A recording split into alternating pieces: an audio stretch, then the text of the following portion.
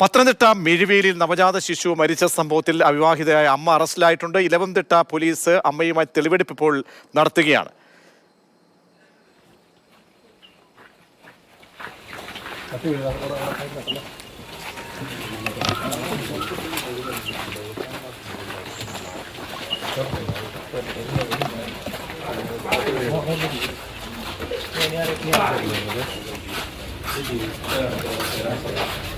അഭിലാലുണ്ട്. അഭിലാൽ, ഈ സംഭവത്തിലെ കൃത്യം എങ്ങനെയാണ് നടപ്പാക്കിയത് എന്നൊക്കെയുള്ള കാര്യങ്ങൾ ഇനി യുവതി തന്നെ വിവരിക്കണം.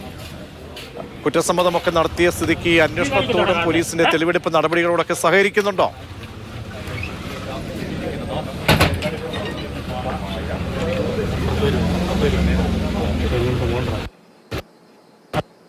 അറസ്റ്റ് രേഖപ്പെടുത്തിയ ശേഷമാണ് തെളിവെടുപ്പ് നടപടികളിലേക്ക് ഇലവന്തിട്ട പോലീസ് കടന്നത്. പത്തിശ്ശേരിയിലെ കുട്ടിയുടെ അമ്മയുടെ വീട്ടിൽ അവരെ എത്തിച്ച് പോലീസ് തെളിവെടുക്കുകയാണ്. മുറിക്കുള്ളിൽ പ്രസവം നടന്ന സ്ഥലത്തേക്കാണ് ആദ്യഘട്ടത്തിൽ കൊണ്ടുപോകുക. അതിനുശേഷം കുളിമുറിയിലാണ് പിന്നീട് കുഞ്ഞിനെ വെച്ചിരുന്നത് എന്നുള്ളതാണ് ഇവരുടെ മൊഴി. അതിൻ്റെ അടിസ്ഥാനത്തിൽ കുളിമുറിയിലും പിന്നീട് പരിശോധന നടത്തും.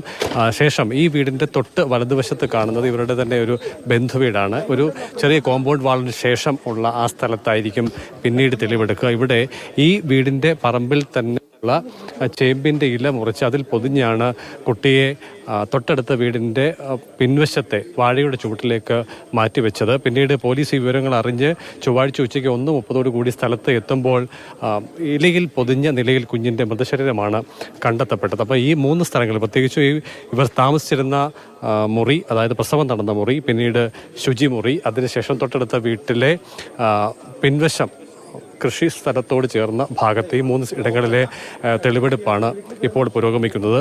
പ്രസവം നടന്ന 5-ാം ദിവസമാണ്. ആരോഗ്യ പ്രശ്നങ്ങൾ അവർക്കുണ്ട്. അതുകൊണ്ട് തന്നെ വാഹനത്തിൽ നിന്ന് അവർക്ക് ഇറങ്ങുന്നതിനടക്കം ബുദ്ധിമുട്ട് നേരിടുന്നുണ്ട് എന്ന് നമുക്ക് ദൃശ്യങ്ങളിൽ വ്യക്തമാണ്.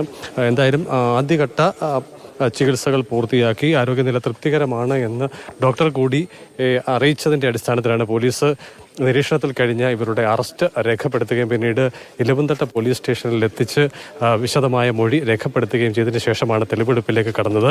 വൈകുന്നേരത്തോടു കൂടി തന്നെ കോടതിയിൽ ഹാജരാക്കാനുള്ള സാധ്യതയാണ് കണക്കാക്കുന്നത്. 8ാം ക്ലാസ് മുതൽ ഒപ്പം പഠിച്ച ആൾ ഇലവന്തിട്ട പോലീസ് സ്റ്റേഷൻ പരിധിയിൽ തന്നെയുള്ള ആളിൽ നിന്നും ഗർഭം ധരിച്ചു എന്നുള്ളതാണ് യുവതി ആദ്യഘട്ടത്തിൽ മൊഴി നൽകിയത്. എന്നാൽ അവർ പിന്നീട് കുഞ്ഞ് മരിച്ചതുമായി ബന്ധപ്പെട്ട വിഷയത്തിൽ നൽകിയ മൊഴികൾ തൃപ്തികരമല്ല, അല്ലെങ്കിൽ വിശ്വസനീയമല്ല എന്നുള്ള ചില സൂചനകൾ ആദ്യഘട്ടത്തിൽ തന്നെ ഉണ്ടായിരുന്നു. കുഞ്ഞിൻ്റെ പോസ്റ്റ്മോർട്ടം നടപടികൾ പൂർത്തിയാക്കിയപ്പോഴാണ് തലയിൽ ഏറ്റ ക്ഷതമാണ് മരണകാരണം എന്ന് വ്യക്തമാക്കിയത്.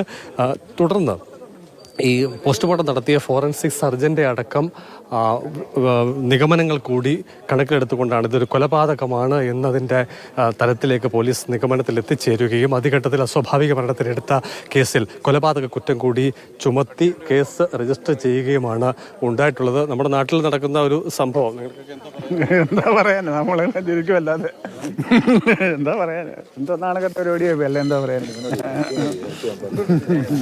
പ്രദേശവാസികൾ, സ്ത്രീകളടക്കമുള്ള ആളുകൾ എത്തിച്ചേർന്നിട്ടുണ്ട്. ചേച്ചി, ഇത് കേട്ടപ്പോൾ നമുക്ക് സ്വാഭാവികമായ ഒരു ഞെട്ടലൊക്കെ ഉണ്ടാവുമല്ലോ അല്ലേ? പിന്നെ തലയ്ക്കൊരു വെരിപ്പ് വന്ന് ഇത് ഒരിക്കലും നമ്മുടെ നാട്ടിൽ സംഭവിക്കത്തരുത്, ആദ്യമായിട്ട് സംഭവിക്കുന്നൊരു കാര്യമാണ്.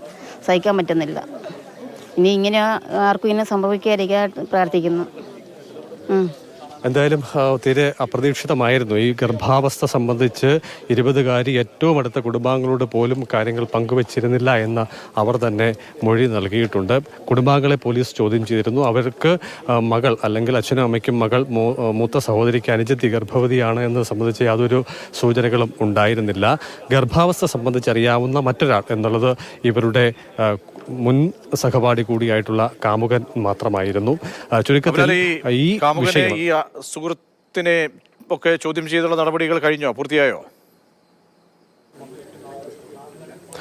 കാമുകൻ നിലവിൽ കേസിൽ പ്രതിയല്ല. അതേസമയം തന്നെ കുഞ്ഞിനെ ഇല്ലായ്മ ചെയ്യുന്നതിനായി ഏതെങ്കിലും തരത്തിലുള്ള നിർദ്ദേശം കാമുകന്റെ ഭാഗത്തുകൂടി നിന്നുകൂടി ലഭിച്ചതിന്റെ അടിസ്ഥാനത്തിലാണോ ഇവർ കുഞ്ഞിനെ കൊലപ്പെടുത്തിയെന്നത് സംബന്ധിച്ചുള്ള അന്വേഷണം പുരോഗമിക്കുകയാണ്. പത്തനംതിട്ടയിൽ നിന്ന് വിവരം നൽകിയത്.